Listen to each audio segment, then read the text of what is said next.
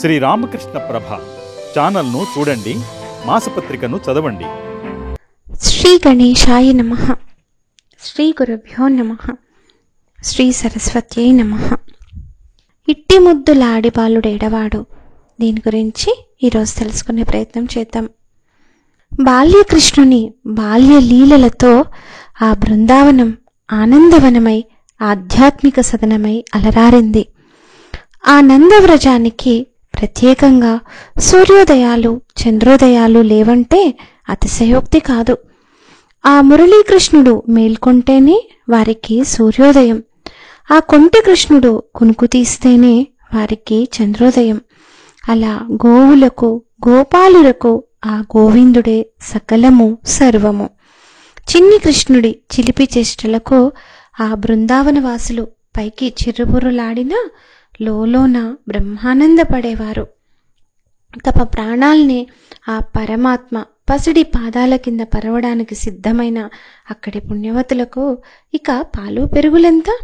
అయినా వెన్నదొంగ ఆగడాలకు విసిగిపోయినట్లు నటించడం ఆ వనితలకు ఓ వేడుక. అలాంటి గోపకాంతల్లో తాళ్లపాక అన్నమాచార్యులు తాను ఒక్కడయ్యాడు.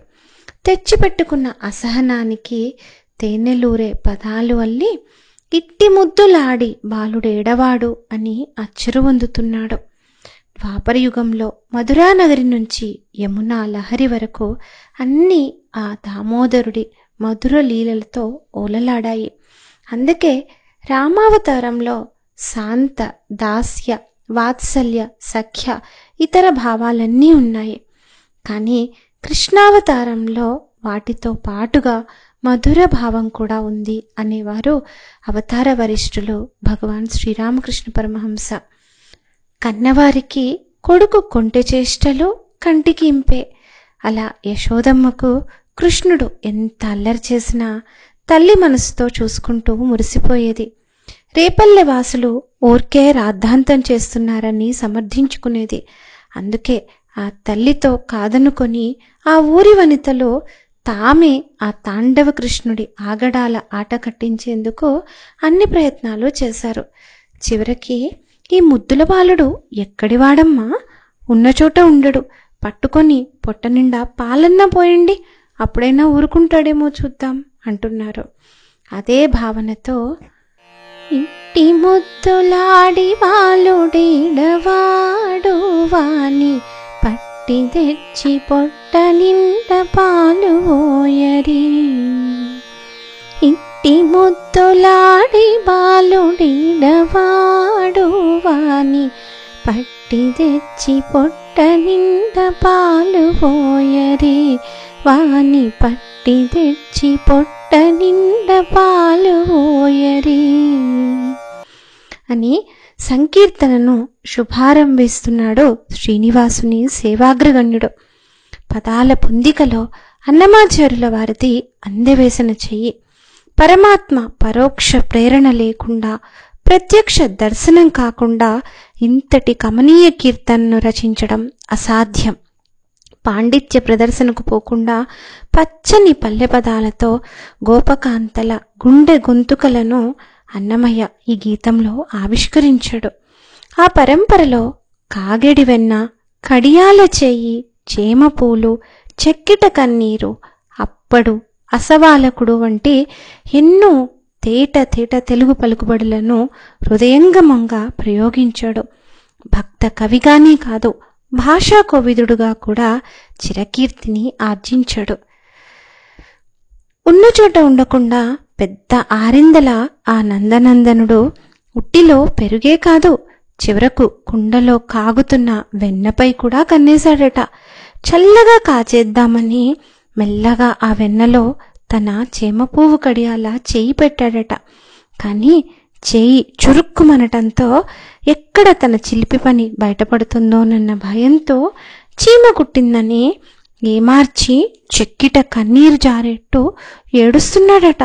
పాపం, ఊరడించండమ్మా అంటున్న ఆ వనితల వ్యాఖ్యలను వెంకటేశ్వరుడి భక్తాగ్రేసరుడు గామిడై పారిదెంచి కాగెడి వెన్నెలలోన చేమ పువ్వు కడియాల చేయి పెట్టి గామిడై పారిదెంచి కాగడి వెన్నెలలోన చేమ పువ్వు కడియాల చేయి పెట్టి చీమ కొట్టెనని తన చెక్కిట కన్నీరు జారా చీమ కొట్టెనని తన చెక్కిట కన్నీరు జారా వేమరువా పోవువాని వెట్టు వెట్టరే చీమ కొట్టెనని తన చెక్కిట కన్నీరు జారా వేమరువా పోవువాని వెట్టు వెట్టరే అన్న పదాల సవగులద్ది సంకీర్తనబద్ధం చేశాడు. గామిడి అంటే గ్రామ పెద్ద, ఆరింద అని అర్థాలున్నాయి. పారితెంచి అంటే పరిగెత్తుకొని వచ్చి అని భావం. వెడ్డు వెట్టరే అంటే ఎలాగైనా ఊరడించరే అని అర్థం. కృష్ణ లీలలు అనగానే భక్త కవులకు గుండెతో పాటు ఘంటము ఉప్పొంగుతుంది, రసరమ్య భావధారను కురిపిస్తుంది. అదే కోవకు చెందిన కవిశ్రేష్ఠుడు బమ్మెర పోతన తన శ్రీమద్ భాగవతం దశమస్కంధంలో నవనీత చోరుడిని హృద్యమైన పద్యాలతో కళ్ల ముందు నిలబెట్టాడు. ఓ రోజు ఆ గోపాలకృష్ణుడు గోపికల ఇండ్లలో వెన్నంతా తిని ఇంటికి వచ్చాడు. పైగా ఏమీ ఎరగనట్టు తప్పటడుగులతో తల్లి దగ్గరకు వచ్చి నెమ్మదిగా అమ్మా చనుబువ్వ పెట్టు అని అడుగుతున్నాడు. ఆ సన్నివేశంలో ఆ వెన్న దొంగను వర్ణిస్తూ పోతనాచార్యులు వల్లవ గృహ నవనీతములెల్లను భక్షించి వచ్చి ఎరుగని భంగిన్ తల్లి కదసి చిట్టాడుచు అల్లన చనుబువ్వ పెట్టుమోవాయనుచున్ అంటాడు. ఇలా ఎప్పుడు ఆ నందనందనుడిని కీర్తించాలన్న కవులందరూ మానసికంగా గోకులానికే పరుగులు తీస్తారు. మహాభారతాన్ని ఆంధ్రీకరించిన కవిత్రయంలో ఒకరైన తిక్కన కూడా ఉద్యోగ పర్వంలో శ్రీకృష్ణుణ్ణి విశేష రీతిలో పరిచయం చేస్తారు. ఒకసారి ఆ గోవర్ధనోద్ధారిని చూసి మేడలపై నుంచి మధురానగర వాసులు ఒకరితో ఒకరు వెన్నెలను గోపిక చిత్తవృత్తములను అరసి మృచ్చిల నేర్చిన హరి తండే గోపాలకుల ఇళ్లలో ఉండే వెన్నులతో పాటు గోపికల మనస్సుల ప్రవర్తనను కూడా కనిపెట్టి అపహరించిన హరి ఇతడే సుమ అని అనుకుంటూ ముక్తులైపోయారని వివరించాడు. ఎలాంటి తపస్సులు యజ్ఞాలు సాధనలు చేయకుండానే కేవలం తనతో కలిసి మెలిసి తిరిగినందుకే అమాయకులైన ఆ ద్వాపర బృందావన వాసులకు దివ్యలోకాలను ప్రసాదించాడు ఆ పరంధాముడు. కలియుగంలో శ్రీరామకృష్ణులుగా అవతరించినప్పుడు కూడా ఆయన వెంట వారు ఆగమించారు. ఉదాహరణకు గోపాలేర్మ, యోగీన్మ, గోలాప్మ తదితర శిష్యురాణులందరూ అపర గోపికలుగా కలియుగంలో భగవాన్ శ్రీరామకృష్ణులపై తమ మధుర భక్తిని చాటుకున్నారు. ఒకసారి యోగీన్మ శ్రీరామకృష్ణులను మా గతి ఏమవుతుంది అని అడుగుతుంది. అప్పుడు ఆ పరమపురుషుడు, మీకు ఏం కావాలి? నన్ను చూశారు, నాకు తినిపించారు, నన్ను సేవించారు, ఇంతకన్నా మీకు ఏం కావాలి? కలత చెందకండి, మరణ సమయంలో మీ సహస్రారంలోని సహస్రదళ పద్మం వికసిస్తుంది అన్నారు. ఆయన అనుగ్రహంతో వారంతా పరిపూర్ణత్వాన్ని పొందారు.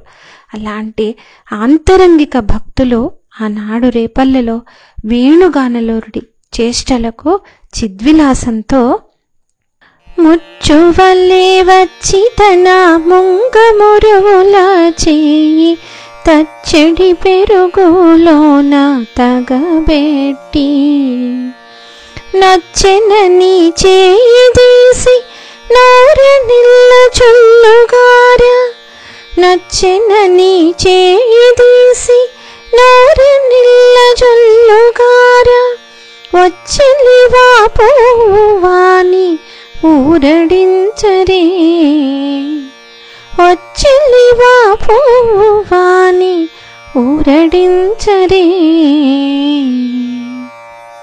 చిలుకుతున్న పెరుగు కుండలో దొంగలా వచ్చి చెయ్యి పెట్టాడు.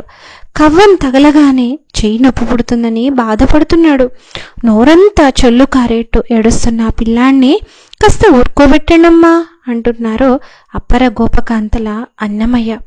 ముచ్చు అంటే దొంగ అని అర్థం.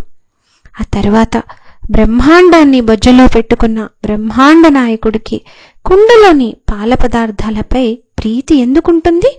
అయినా మన మనస్సు అనే మట్టి పాత్రలోని ప్రాపంచిక వ్యామోహాలనే పాలు వెన్నెలను పరిహరించేందుకే అన్ని పాటలు పడ్డాడు. నవనీత చోరుడని నిందలు మోశాడు. అయితే వెర్రి వాంఛలను వదులుకునేందుకు మన మనస్సెలాగూ ఒప్పుకోదని తెలిసి తనే బలవంతంగా లాగేసుకున్నాడు. ఆ మర్మం తెలిసిన మహాభక్తులే ఆ లీలలను అర్థం చేసుకుంటారు. ఆ భావం తెలిసిన భక్త పొంగవుడు కనుకనే శ్రీనారాయణ తీర్థులు కూడా తమ శ్రీకృష్ణ లీలా తరంగిణిలో ఆలోకయే శ్రీ బాలకృష్ణం సఖీయానంద సుందర తాండవ కృష్ణం నవనీత ఖండదధి చోర కృష్ణం భక్త భవ పాసబంధ విమోచన కృష్ణం అంటూ స్తుతించారు. సఖులారా, పాలు వెన్నెల అపహరణ పేరుతో భక్తుల సంసార పాసాలను విడిపిస్తున్న ఆ ఆనంద సుందర తాండవ కృష్ణుణ్ణి ఆలోకించమని గోపికా రూపమెత్తి తోటి సఖులను కోరుతున్నారు. ఆ వరుసలోనే ఆ వెంకటాచలపతి విశేష భక్తుడు హితవు పలుకుతూ ఎప్పుడు వచ్చెనో మా ఇల్లు చొచ్చి పెట్టెలోని చెప్పరాని ఉంగరాల చేయి పెట్టి ఎప్పుడు వచ్చెనో మా ఇల్లు చొచ్చి పెట్టెలోని చెప్పరాని ఉంగరాల చేయి పెట్టి అప్పడైన వెంకటాద్రి అసవాలకుడుగాన అప్పడైన వెంకటాద్రి అసవాలకుడుగాన తప్పకుండా పెట్టేవాని తలకెత్తరే అప్పడైన వెంకటాద్రి అసవాలకుడుగాన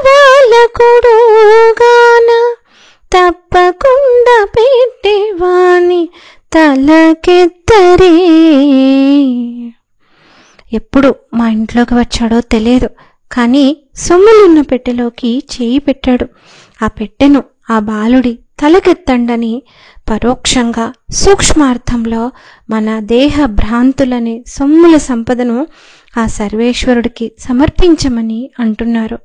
అప్పుడు అంటే తండ్రి అని, అసవాలకుడు అంటే అసమానుడు అని అర్థాలు. ఇలాంటి ఇట్టి ముద్దులాడి బాలుడేడవాడు వాని పట్టి తెచ్చి పొట్ట నిండ పాలు ఓయరే వాని పట్టి తెచ్చి పొట్ట నిండ పాలు ఓయరే. అద్భుతమైన ఈ భావనతోటి ఈ కీర్తనను విని అర్థం చేసుకొని ఆ పరమాత్ముణ్ణి మన మనస్సులో నిలుపుకొని తరిద్దాం. స్వస్తి.